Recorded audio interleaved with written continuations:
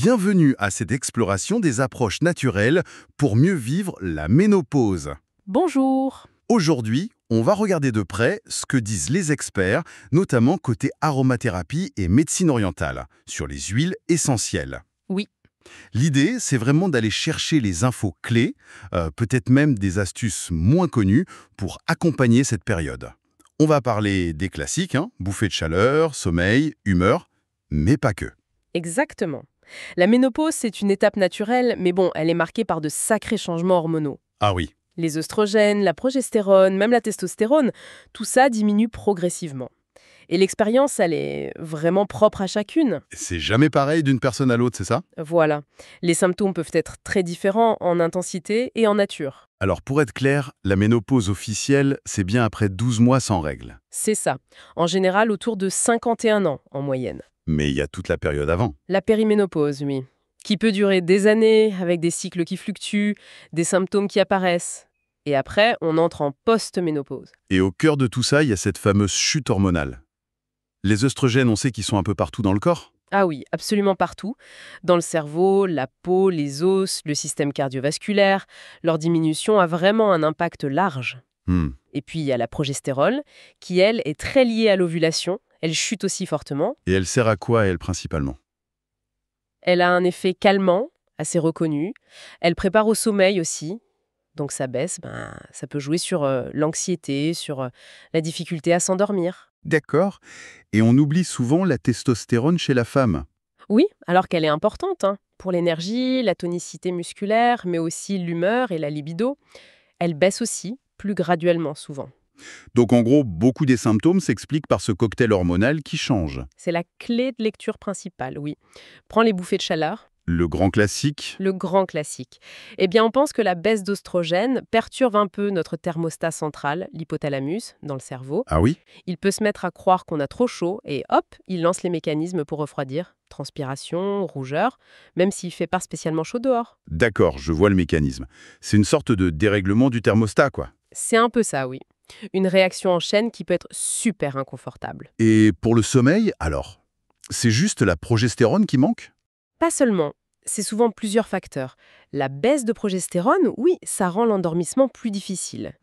Mais les œstrogènes jouent aussi. Les surnoctunes, par exemple, ça réveille forcément. Et puis, il y a des liens avec l'utilisation du magnésium qui aide à la détente. C'est complexe. Et c'est là qu'on commence à parler des huiles essentielles. Une idée qui ressort fort, c'est ce lien direct entre l'odorat et le cerveau. Tu peux nous en dire plus? Ça a l'air central pour comprendre comment une odeur agit. Ah oui, c'est une connexion fascinante et très très directe. Quand on respire une molécule odorante, elle active des récepteurs dans le nez. Jusque-là, ok. Et ces récepteurs sont branchés quasiment direct sur le système limbique. C'est notre cerveau émotionnel, la mémoire affective. C'est pour ça qu'une odeur peut nous ramener des années en arrière en une seconde. Oui, ça on l'a tous vécu. Mais le lien avec les bouffées de chaleur ou le sommeil? C'est la deuxième connexion clé. Ces mêmes récepteurs olfactifs communiquent aussi avec l'hypothalamus. Le fameux thermostat. Exactement. Mais il ne fait pas que ça. Il régule aussi, via l'hypophyse, plein de fonctions. Le sommeil, la faim, la soif, le stress et même la production d'autres hormones. D'accord. Donc, potentiellement, en respirant une huile essentielle, on pourrait influencer directement l'activité de ces zones du cerveau. Et donc, agir à la fois sur l'humeur et sur certaines fonctions physiologiques. C'est une des hypothèses fortes. C'est passionnant comme mécanisme. Ça donne une autre dimension à l'aromathérapie. Bon, alors, allons-y concrètement. Symptômes et huiles. Les bouffées de chaleur, ça touche combien de femmes? Énormément, non? Oui, les chiffres varient, mais on parle souvent de 70-80%. C'est vraiment fréquent. Et pour ça, la menthe poivrée revient tout le temps, Pourquoi elle spécifiquement? à cause du menthol qu'elle contient en grande quantité. Ça donne cet effet froid quasi instantané sur la peau. Ah oui, le coup de frais. Voilà. Une goutte diluée sur la nuque, les poignets ou même le décolleté, ça peut vraiment soulager sur le moment. C'est une action très directe sur la sensation. On parle aussi de la sauge sclarée, qui est souvent liée aux hormones féminines. Oui, la sauge clarée. Là, l'idée est différente. On pense qu'elle agirait plus sur l'équilibre hormonal lui-même. Plus en profondeur, quoi. Possiblement. Grâce à certains de ces composants qui pourraient mimer ou réguler l'action des oestrogènes.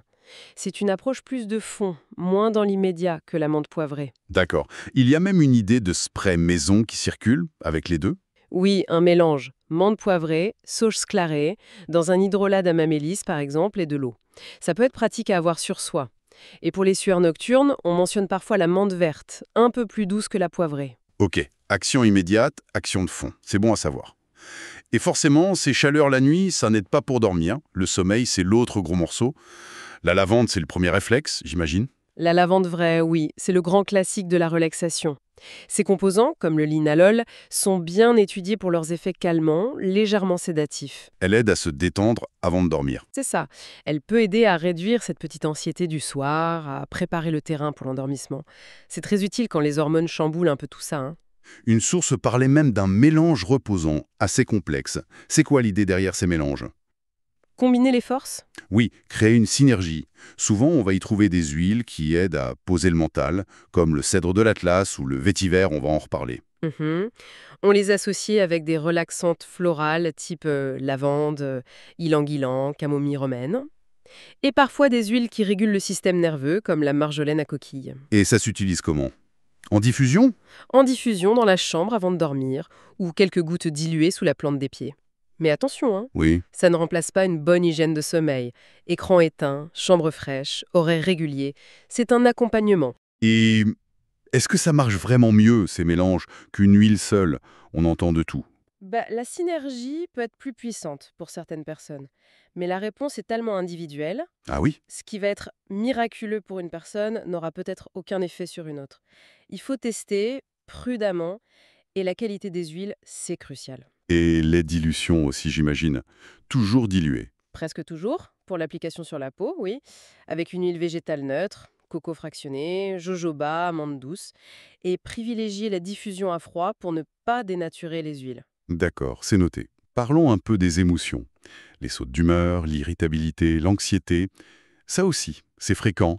Comment les huiles peuvent aider là-dessus? Les changements hormonaux, ça peut influencer nos neurotransmetteurs, comme la sérotonine, qui joue sur l'humeur. Ah, la fameuse hormone du bonheur. Un peu caricaturale, mais oui, elle joue un rôle important dans le bien-être. Et là, les huiles d'agrumes sont super intéressantes. Orange, citron, bergamote? Oui, orange douce, bergamote, pamplemousse. Elles sont souvent riches en limonène, une molécule étudiée pour son effet boostant sur l'humeur. Rien que leur odeur, fraîche et pétillante, a souvent un effet positif immédiat. Ça redonne un peu de peps. On imagine bien, oui. Et pour calmer l'anxiété ou l'agitation, il y a d'autres pistes? Oui, les huiles plus boisées, comme le cèdre de l'Atlas ou le santal, elles sont réputées pour être plus stabilisantes, plus ancrantes. Elles aident à calmer le mental quand ça tourne en boucle. Il existe aussi des mélanges spécifiques pour l'équilibre émotionnel. Justement, en parlant d'ancrage, il y a une huile qui est sortie du lot dans nos recherches, une un peu spéciale, le vétiver. Déjà, son histoire est belle. Cette plante avec des racines immenses qui tiennent la terre. Le vétiver, c'est une huile incroyable, très épaisse, presque sirupeuse, avec une odeur très terreuse, fumée, profonde. C'est vraiment l'archétype de l'huile qui nous ramène sur Terre. Et en médecine orientale, elle a une place particulière. Oui, on la considère comme très yin, c'est-à-dire rafraîchissante, calmante, nourrissante. Elle aide à faire descendre l'énergie quand elle monte trop à la tête, quand le mental s'emballe. Le petit vélo qui tourne la nuit. Exactement. C'est typique de ce qu'on appelle en médecine chinoise une montée de yang ou une déficience de yin, ce qui est souvent le cas à la ménopause. Le vétiver aide à calmer ce feu mental, à apaiser l'agitation. Il y avait cette technique très précise associée à l'huile, l'appliquer sur un point d'acupuncture, le rince 1. C'est où ça? Et pourquoi ce point? Alors, le point rince 1, Yongquan en chinois, ça veut dire source jaillissante. Il est situé sous la plante du pied, dans le creux qui se forme quand on plie les orteils vers le bas. D'accord, sous le pied. C'est le tout premier point du méridien du rein. Et le rein, en médecine chinoise, c'est la base de notre énergie vitale. C'est lié au stress, à la volonté, à l'ancrage. Le point R1 est fondamental pour faire descendre l'énergie qui monte trop, l'agitation, la chaleur, calmer l'esprit et nous reconnecter à la terre, nous stabiliser. Et on fait comment concrètement? On masse le point avec l'huile? Non, la technique décrite est plus subtile. On prend une goutte de vétiver, diluée, la source parlait de 20%, c'est assez concentré, sur le bout du doigt. Ok. Et on pose juste le doigt sur le point R1, sans appuyer fort, juste un contact doux. Et on reste comme ça 1 à 3 minutes, en respirant calmement, en étant juste attentif à ce qui se passe. Et on peut sentir quelque chose. Oui, souvent un soupir, une sensation de détente qui s'installe, un poids qui descend. L'anecdote rapportée, c'était une personne qui avait retrouvé un sommeil d'une traite en se sentant complètement ancrée après avoir fait ça au coucher. C'est une approche intéressante qui combine l'huile et l'énergétique chinoise. Tout à fait. Le vétiver, huile yin, descendante, sur ce point majeur d'ancrage, c'est très cohérent pour calmer l'agitation. Très intéressant.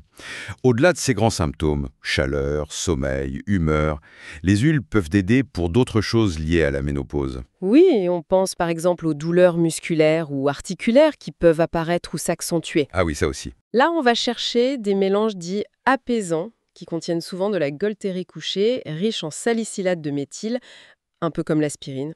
D'accord. On y trouve aussi parfois du camphre, de la menthe poivrée pour l'effet froid et des anti-inflammatoires puissantes comme la Tanasi bleue ou les liches crises italiennes. Et pour les cheveux, la peau, ça change aussi beaucoup à cette période. Oui, pour les cheveux, s'ils ont tendance à tomber ou à devenir plus secs, le romarin à cinéole est souvent recommandé en massage doux du cuir chevelu pour stimuler. Et la peau? Pour la peau qui perd en élasticité ou qui s'assèche, l'encens est une huile précieuse, réputée pour ses effets régénérants. La Tanasi bleue est super pour calmer les rougeurs ou les irritations, mais elle est bleue, elle colore la peau temporairement, il faut le savoir. Il y a une autre huile qui m'a intrigué dans les sources, c'est le copaïba. On parle de son lien avec notre système endocannabinoïde. Ça fait penser au cannabis, mais ce n'est pas ça, hein. Pas du tout psychotrope, non. Le copaïba est extrait d'un arbre d'Amazonie. Il est très riche en bêta-cariophyllène. Et cette molécule, elle fait quoi? Elle a la particularité de se fixer sur certains récepteurs de notre système endocannabinoïde, les récepteurs CB2. Contrairement au THC du cannabis qui agit sur les CB1. Exactement. Les CB1 sont surtout dans le cerveau et liés aux effets psychotropes. Les CB2, eux, sont plus dans le système immunitaire, les tissus périphériques. Ils sont impliqués dans la régulation de l'inflammation et de la douleur, mais sans effet planant. Donc le copaïba pourrait aider à calmer l'inflammation, soutenir le système immunitaire, apaiser l'anxiété par ce biais-là. C'est la piste qui a exploré, oui. Le bêta-cariophyllène via les CB2 pourrait aider à moduler la réponse inflammatoire, soutenir le système nerveux, le système cardiovasculaire. C'est une approche très intéressante pour un soutien global pendant la ménopause, en agissant sur des mécanismes physiologiques de base. C'est vraiment un point important à retenir ça. Tout comme le fait que, les huiles essentielles, c'est super intéressant, mais ça ne fait pas tout. Ah ça, c'est fondamental de le répéter. C'est un outil dans une boîte à outils beaucoup plus large. L'hygiène de vie globale. Voilà, l'alimentation équilibrée, anti-inflammatoire, peut-être avec des phytoestrogènes si c'est adapté, l'exercice physique régulier, la gestion du stress, relaxation, méditation, cohérence cardiaque, ce qui parle à chacun. Un sommeil suffisant, c'est tout cet ensemble qui fait la différence sur le long terme. Les huiles viennent en soutien, en coup de pouce. Exactement. Un soutien précieux, parfois très efficace, mais elles ne peuvent pas compenser un mode de vie déséquilibré. Bon, si on essaie de résumer les points clés de notre discussion, on a vu que oui, les huiles essentielles peuvent vraiment être un soutien naturel intéressant pendant la ménopause. Oui, il y a des pistes sérieuses. On a parlé d'actions assez ciblées, la menthe poivrée ou la sauge sclarée pour les bouffées de chaleur, La lavande ou des mélanges spécifiques pour aider au sommeil. les agrumes ou le cèdre pour l'humeur. Et on a aussi mis en lumière des approches peut-être un peu différentes. Le vétiver, surtout avec cette technique du point 1 pour vraiment s'ancrer et mieux dormir. Très intriguant ça. Et puis le copaïba qui ouvre une voie intéressante de soutien global via le système endocannabinoïde, sans les inconvénients du cannabis. Donc au final, qu'est-ce qu'on retient? Qu'il y a des outils naturels, personnalisables, qui valent la peine d'être explorés. Oui, avec curiosité, mais aussi avec bon sens. Il faut trouver ce qui nous convient. Et toujours garder en tête que chaque personne réagit différemment. C'est ça. Laisser prudent est la règle. Et ne jamais oublier la vision d'ensemble, l'approche globale du bien-être. Les huiles sont un magnifique complément, pas une solution miracle isolée. Et pour finir, peut-être une petite pensée pour aller plus loin. En repensant à ce lien incroyable qu'on a évoqué entre une simple odeur, nos centres cérébraux profonds, limbique, hypothalamus et nos réactions physiques. Ça ouvre une question, c'est vrai. Si une odeur peut avoir un tel impact, est-ce qu'il n'y aurait pas d'autres influences subtiles dans notre environnement? Des sons, des lumières, peut-être même des odeurs qu'on ne sent pas consciemment, qui pourraient aussi jouer sur notre équilibre, surtout dans des périodes de grande transition comme la ménopause. C'est une excellente question. Ça nous rappelle à quel point on est en interaction constante et souvent inconsciente avec notre environnement. Qu'est-ce qui nous influence vraiment? Vaste